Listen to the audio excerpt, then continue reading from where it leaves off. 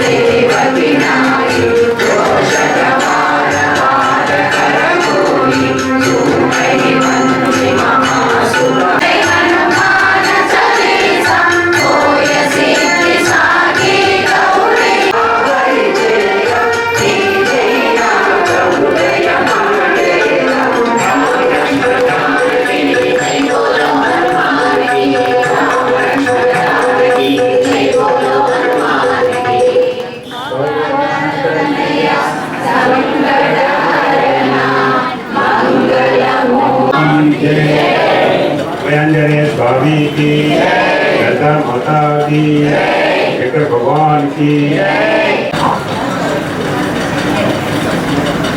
ओम स्वस्ति श्री हनुमते।